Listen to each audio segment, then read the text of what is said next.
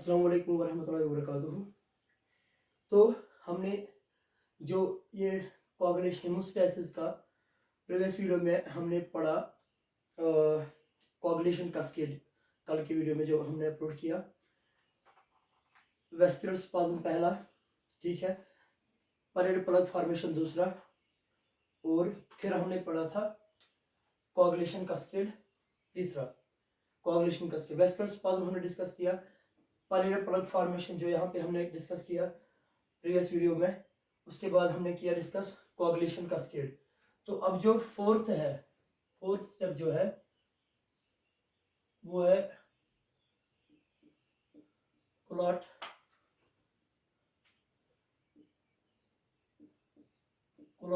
Retraction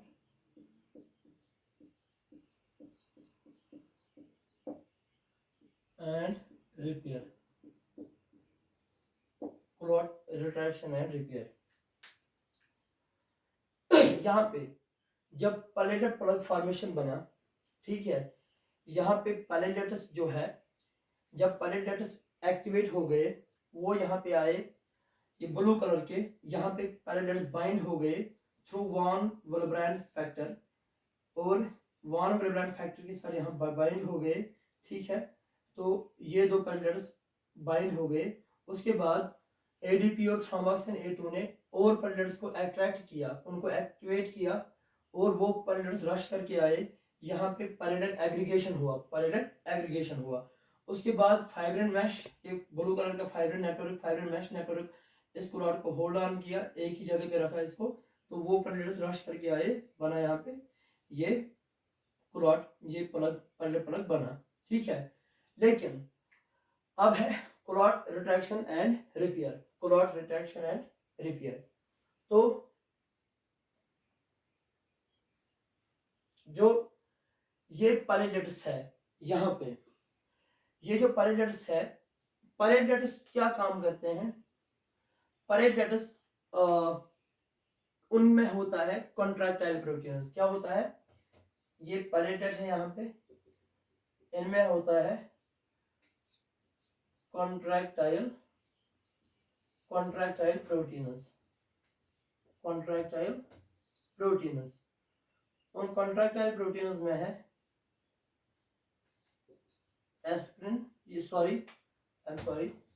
actin and myosin. अब ध्यान रखो, क्लॉट रिट्रैक्शन एंड रिपेयर। अब चूंकि जो ये क्लॉट बना, ठीक है, हम क्या करना चाहते हैं काम? हम जब इस दो प्रोसेस हम यहाँ पे डिफाइन करें, डिस्कस करेंगे, एक क्लॉट रिट्रैक्शन एंड रिपेयर, दूसरा फाइब्रोलाइसिस, मतलब इस क्लॉट को ब्रेक डाउन करना है, ठीक है, मकसद यही है आखिरकार। तो ये जो एक्टिन और मायोसिन है, यहाँ पे एक्टिन और मायोसिन, ये दो कॉन्ट्रैक्टाइल प्रोटीन्स, ये क्या काम करेंगे? जब यहाँ पे ये ब्लड वेसल इंजर हुआ, ठीक है, एंडोथेलियल सेल इंजर्ड हुए, तो इमेजिन करो मैं एक पैरेलल हूं, ठीक है, मुझ में क्या है? मैं पैरेलल हूं ना, यहाँ पे सपोज करो कॉन्ट्रैक्टाइल प्रोटीन्स है एक्टिन और myosin.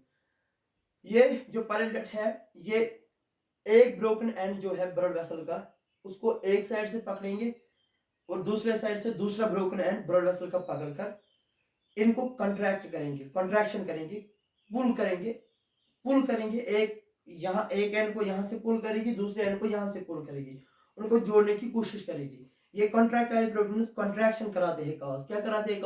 Contraction, pull together these broken ends, these parallels will together these broken ends, ठीक है, to try to repair this blood vessel, ठीक है। एंडोथेलियल सेल उसको कंट्रैक्ट करेंगे, ब्लड वेसल को कंट्रैक्ट करेंगे, so with the help of contractile proteins, तो ये पुल टुगेदर करेंगे इस ब्रोकन एंड को और इस वाले ब्रोकन एंड को, ये कॉन्ट्रैक्टाइल प्रोटीन्स।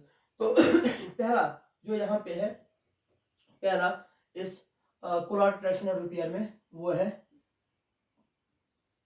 नंबर 1 जो है इसमें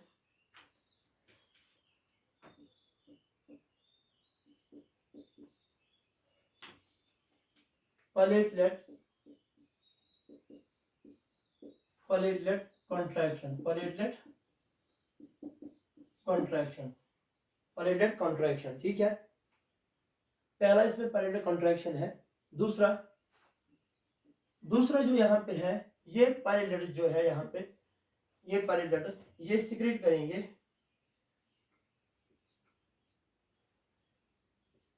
प्लेटलेट डिराइव्ड ग्रोथ फैक्टर। ये एक सबस्टेंस रिलीज करेंगे, एक केमिकल रिलीज करेंगे, पीडीजीआर, पीडीजीआर, प्लेटलेट डिराइव्ड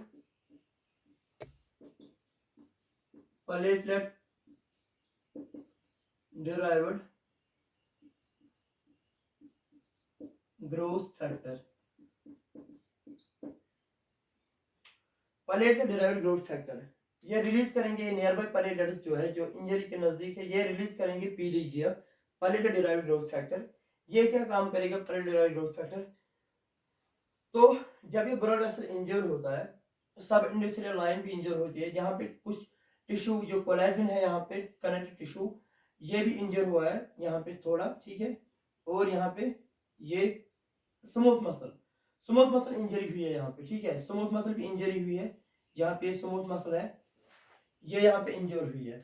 तो ये प्लेटलेट्स रिलीज जब करते हैं प्लेटलेट डिराइव्ड ग्रोथ फैक्टर, ये प्लेटलेट डिराइव्ड ग्रोथ फैक्टर यहाँ से आके इस स्मूथ मसल को जो यहाँ पे इंजर हुई है इसको ट्रिगर करेगी माइटोसिस, प्रोलिफरेशन ट्रिगर करेगी, माइटोसिस सेल डिवीजन, ठीक है। होगा यहाँ पे स्मूथ मसल डिवाइड होंगे, ठीक है, स्मूथ मसल फिर से नए बनेंगे, ठीक है। ये है एक चीज। दूसरा जो है, तीसरा यहाँ पे और एक, ये प्लेटलेट्स नियर बाय प्लेटलेट्स क्या करते हैं सिक्रेट, ये नियर बाय प्लेटलेट्स यहाँ पे पैराकेमिकल सिक्रेट करते हैं vascular endothelial growth factor, vascular endothelial vascular endothelial growth factor, vascular endothelial growth factor ये प्लेटलेट्स यहाँ पे रिलीज करेंगे। इसका भी एक अहम काम है, किसका? VEGF मैंने यहाँ पे शॉर्ट में लिखा, वेस्कुलर एंडोथेलियल ग्रोथ फैक्टर। ये जो वेस्कुलर एंडोथेलियल ग्रोथ फैक्टर है ये क्या काम करेगा, ये यहाँ पे जो ये एंडोथेलियल सेल्स यहाँ पे डैमेज हो गए, ये एंडोथेलियल सेल जो डैमेज हो गए, यहाँ पे एंडोथेलियल सेल डैमेज हो गए, तो वेस्कुलर एंडोथेलियल ग्रोथ फैक्टर ये इनको रिन्यू करेगा, रिजनरेट करेगा, किनको? एंडोथेलियल सेल्स रिजनरेट हो जाएंगे। तो ये फोर्थ स्टेप था किसमें? हेमोस्टैसिस में। जो फोर्थ स्टेप था वो था कोलाट रिट्रैक्शन एंड रिपेयर। उसमें प्लेटलेट कॉन्ट्रैक्शन, प्लेटलेट कॉन्ट्रैक्ट होकर एंडोथेलियल सेल्स कॉन्ट्रैक्ट हो जाएंगे, ब्लड वेसल के ब्रोकन एंड्स दोनों कॉन्ट्रैक्ट होकर क्लोज लाएगा, इसको क्लोज लाएंगे ब्लड वेसल को, ठीक है। प्लेटलेट डिराइव्ड ग्रोथ फैक्टर ये प्रोलिफरेट करेगा इनको, किनको? मसल जो यहाँ पे स्मूथ मसल सेल्स है, और vascular endothelial growth factor regenerate करेगा इन एंडोथेलियल सेल्स को, ठीक है। अब और एक यहाँ पे है, वो है फाइब्रिनोलाइसिस, फिफ्थ स्टेप। अब हम फिफ्थ स्टेप डिस्कस करेंगे, फाइब्रिनोलाइसिस। ये लास्ट स्टेप है, ये लास्ट वीडियो है, हाँ ये लास्ट वीडियो है हेमोस्टैसिस का, और उसका लास्ट स्टेप जो है वो है फाइब्रिनोलाइसिस, फाइब्रिनोलाइसिस, ठीक है। फाइब्रिनोलाइसिस यहाँ पे आप देखेंगे कि जो ये एंडोथेलियल सेल्स है इनके मेम्ब्रेन के ऊपर एक प्रोटीन होता है, इनके मेम्ब्रेन के ऊपर एक प्रोटीन होता है, ये यहाँ पे एक प्रोटीन है, ठीक है। ये एंडोथेलियल सेल्स के मेम्ब्रेन पे है, ठीक। ये एक प्रोटीन है जो एंडोथेलियल सेल्स के मेम्ब्रेन पे होता है। इस प्रोटीन का नाम है TPA, TP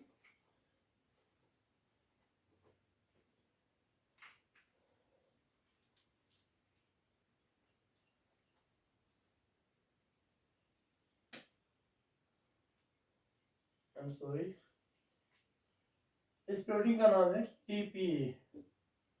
Sometimes they call it streptokinase, sometimes they call this TPA, tissue plasminogen activator, कभी कभार इसको TPA भी बोलते हैं, टीपीए भी बोलते हैं। टिश्यू प्लाज्मोजन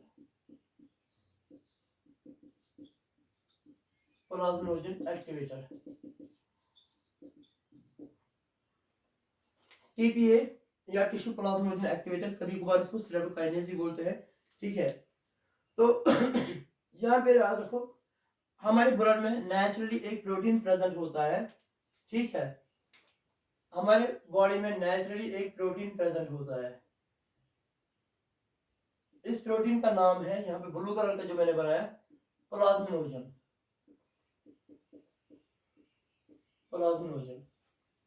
ठीक है, ये plasminogen TPA tissue plasminogen activator के साथ, ये जो प्लाज्मोजन है, ये प्लाज्मोजन टिश्यू प्लाज्मोजन एक्टिवेटर के साथ रिएक्ट करके ठीक है, ये यहाँ पे इंटरेक्ट करेगा किसके साथ, टिश्यू प्लाज्मोजन एक्टिवेटर के साथ रिएक्ट करके। ठीक है, ये यहाँ पे कन्वर्ट हो जाएगा प्लाज्मोजन किसमें, प्लाज्मिन में। एक और प्रोटीन प्लाज्मिन में हो जाएगा कन्वर्ट। इमेजिन करो, ये यहाँ पे प्लाज्मिन है यहाँ पे, ये यहाँ पे प्लाज्मिन है, ये यहाँ पे प्लाज्मिन है। ठीक है, ये रखेंगे PLASMIN plasmin he loves to eat this fibrin mesh, loves to eat fibrin। हमने पढ़ा था ना, पैरेलल प्लग फॉर्मेशन जब बना था, यहाँ पे fibrin mesh, fibrin molecules, fibrin network बना इस प्लग, प्राइमरी प्लग के ऊपर, फिर बना सेकेंडरी प्लग, पैरेलल प्लग। ठीक है, तो ये प्लाज्मिन जो है, इमेजिन ये एक कटर की तरह है, सीजर की तरह, ये इस फाइब्रिन मैश को काटेगा। ठीक है, ये इस फाइब्रिन को डिग्रेड करेगा। कौन, ये प्लाज्मिन यहाँ आके जो ये फाइब्रिन है, इसको काटेगा, इसको फाइब्रिन को काटेगा, इसको डिग्रेड करेगा, डाइजेस्ट करेगा इस फाइब्रिन को। ठीक है, और जब इस फाइब्रिन को कौन, इस फिफ्थ स्टेप में फाइब्रोलाइसिस में, यहाँ पे मैं इरेज करूंगा, ये जो फाइब्रिन है, ये जो प्लाज्मिन है, ये इस फाइब्रिन मैश नेटवर्क जो है, जिसमें फाइब्रिन थ्रेड्स होते हैं, इस फाइब्रिन को ये डिग्रेड करेगा, डाइजेस्ट करेगा। क्या करेगा, डाइजेस्ट। प्लाज्मिन जो हमने रेड कलर से शो किया है यहाँ पे, ये क्या करता है, डाइजेस्ट इसको, फाइब्रिन को।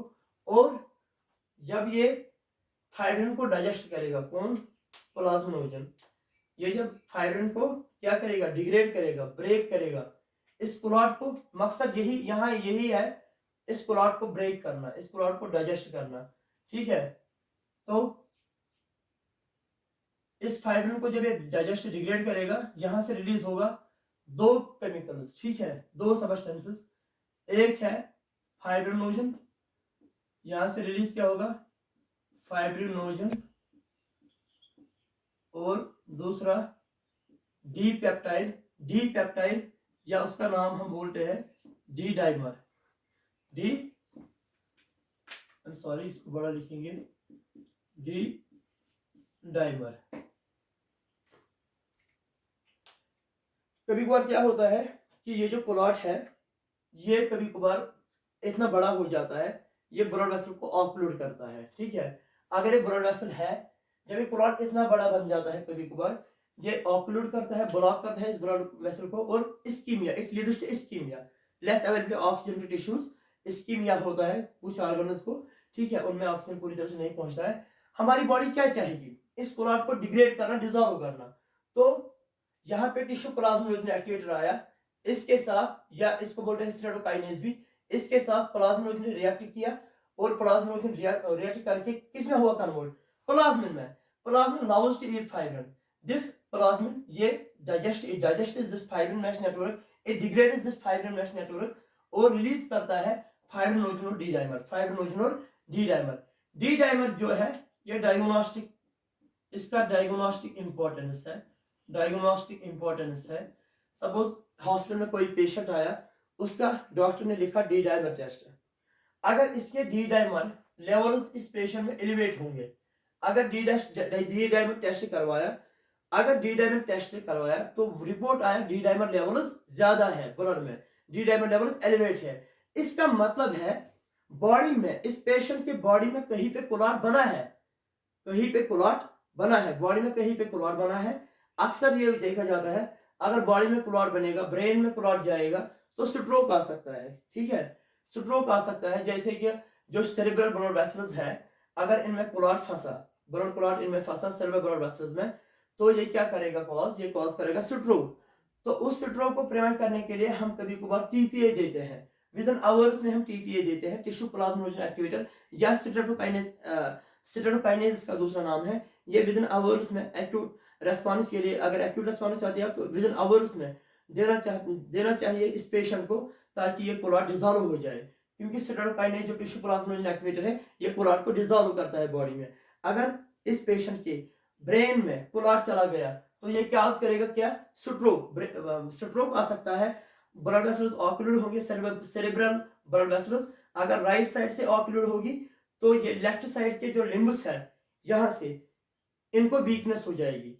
मतलब अगर किसी पेशेंट को अल्लाह बचाए स्ट्रोक आया है, मतलब स्ट्रोक क्या होता है, ये ब्लड क्लॉट जो है ये सेरेब्रल जो ब्रेन में ब्लड वेसल्स है उनमें फंसा, अगर राइट साइड की ब्रेन वेसल में ब्लड क्लॉट फंसा, तो जो लेफ्ट साइड है इस पेशेंट का वो लिम्ब्स है, चाहे लेग्स है आर्म्स है, या हरकत मूवमेंट है खास, इसको लिम्ब वीकनेस हो जाएगी। अगर लेफ्ट साइड ब्लड वेसल में क्लॉट फंसा तो राइट साइड से इसको वीकनेस हो जाएगी लिम्ब। इसलिए इसको बचाने के लिए बॉडी के पास एक मैकेनिज्म है, क्या है, फाइब्रिनोलाइसिस। तो ये डी डाइमर टेस्ट का इंपॉर्टेंस थी। अब हम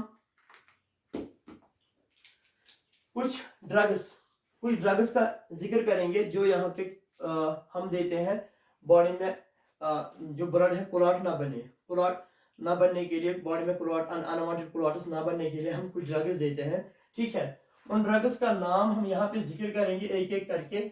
आपको याद है हमने प्रीवियस लेक्चर में जब हमने वेस्कुलर स्पाज्म पढ़ा था, ठीक है, नहीं जब हमने पढ़ा था वो बॉडी को नेचुरली थिन किया रखता है, हमारे बॉडी में जो ब्लड है उसको नेचुरली थिन कौन रखता है। उसमें 3 मैकेनिज्म हमने पढ़े, हमने PGI2, प्रोस्टासाइक्लिन और नाइट्रिक ऑक्साइड पढ़ा था, वो पैरेलल्स को इनएक्टिवेट रखते हैं, ठीक है, क्लॉट ना बनता है। दूसरा हमने पढ़ा था कि जो ये है हेपरिन सल्फेट होता है एंडोथेलियल सेल्स के यहाँ पे हेपरिन सल्फेट, ठीक है, हेपरिन सल्फेट एक मॉलिक्यूल होता है, और इसके साथ होता है बाइंड क्या, एंटीथ्रोम्बिन थर्ड। तो एंटीथ्रोम्बिन थर्ड और हेपरिन सल्फेट के साथ बाइंड होकर ये कुछ क्लॉटिंग प्रोटीन उसको इनएक्टिवेट रखता है, ठीक है। तो ये कुछ क्लॉटिंग प्रोटीन उसको इनएक्टिवेट रखता है, और एंटीथ्रोम्बिन थर्ड उनको इनएक्टिवेट रखता है, एक्टिवेट नहीं होने देता, मतलब कि ब्लड को नेचुरली थिन रखा जाता है, ठीक है। हम कभी कभार देते हैं, कभी कभार एक ड्रग देते हैं हेपरिन। जब हम हेपरिन देंगे, हेपरिन जब ज्यादा देंगे, मतलब हेपरिन जब बॉडी में हम देंगे, अगर ज्यादा कंसंट्रेशन में हेपरिन देंगे तो ये एंटीथ्रोम्बिन थर्ड की एक्टिविटी ये क्या करेगा, इस एक्टिविटी को इंक्रीज करेगा, ठीक है, मतलब बॉडी में क्लॉट नहीं बन पाएगा। दूसरा हम जो बोलेंगे, हमने और एक ड्रग का जिक्र करना है यहाँ पे, ठीक है।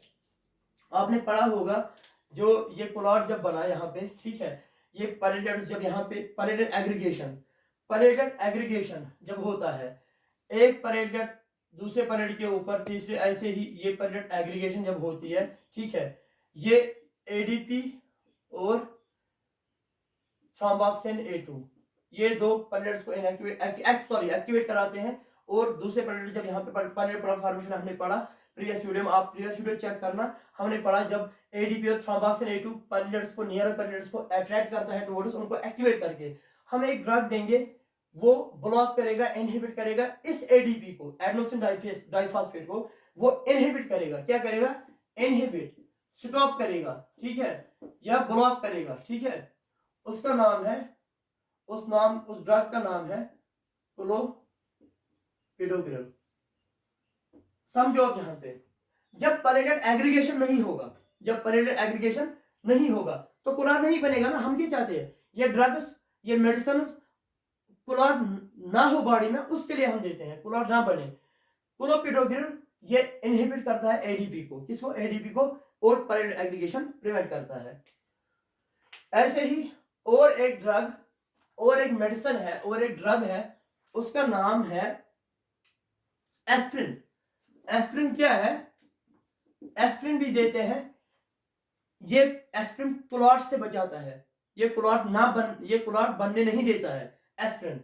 ये कैसे है, हमने पढ़ा था कि जो, आई एम सॉरी मार्कर को थोड़ा ये निकल गया, ये एस्प्रिन है, हमने पढ़ा था थ्रोम्बोक्सिन A2 हमने पढ़ा था, जब पैलेटेड्स को यहाँ पे एग्रीगेशन में मदद करता है या वहां पे कॉन्ट्रैक्शन में मदद करता है, ठीक है। ये ब्लॉक करता है, इनहिबिट करता है, ये थ्रोम्बोक्सिन A2 को इनहिबिट करता है, कौन, एस्प्रिन। ये COX-2 इनहिबिटर है, COX-2 इनहिबिटर, इनहिबिट मतलब हो गया स्टॉप करना, रोकना। ये इनहिबिट करेगा थ्रोम्बोक्सिन A2 और प्रिवेंट करेगा बॉडी में क्लॉट फॉर्मेशन, ठीक है। और एक ड्रग है यहाँ पे,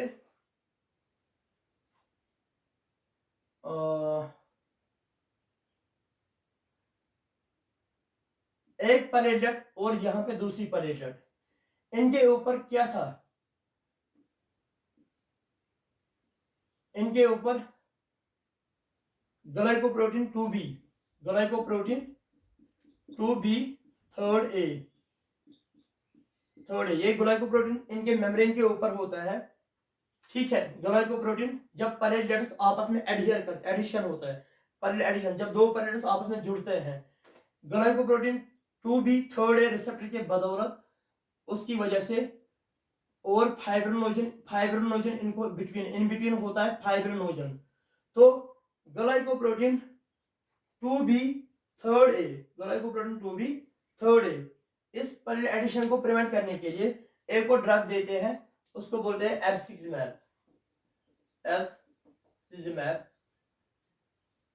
एब्सिक्सिमैब। ये एक ड्रग है जो इसको इनहिबिट करता है, ठीक है, एब्सिक्सिमैब। ये और एक ड्रग है और एक मेडिसिन है जो क्लॉटिंग प्रिवेंट करता है, क्लॉट फॉर्मेशन। और एक ड्रग है हम देते हैं कभी कभार, हम वारफारिन, ठीक है, विटामिन के ऑक्साइड रिडक्टेज इनहिबिटर।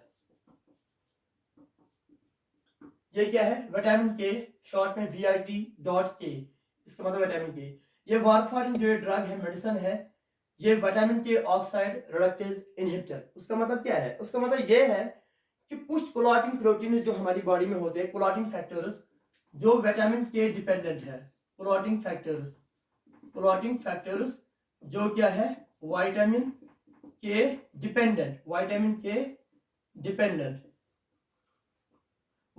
डिपेंडेंट, उनमें है factor 2, factor 7, factor 9, factor 10, protein C and S।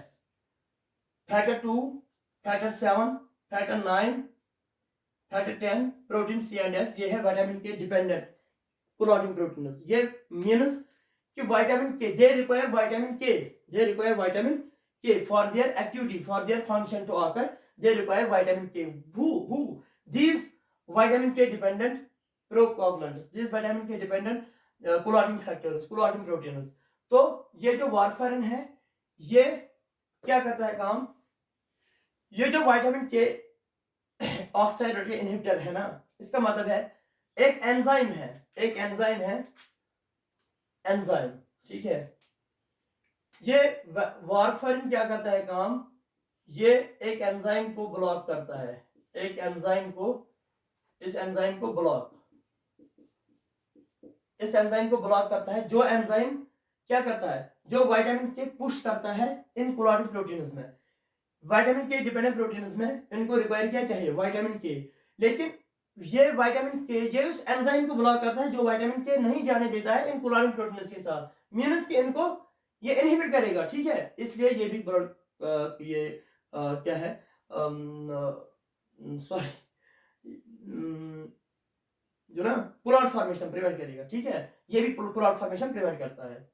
तो ये हुआ आज के लेक्चर में, ये था लास्ट वीडियो हेमोस्टेसिस का, ये एंड हुआ। ये कुछ मेडिसिन का नाम बोल रहा था मैं, जो बॉडी को नेचुरली ब्लड को थिन रखते हैं और क्लॉट फॉर्मेशन से बचाते हैं। Thank you, I hope you all guys like the video. Please hit the like button, subscribe and share the video to all your friends. Thank you.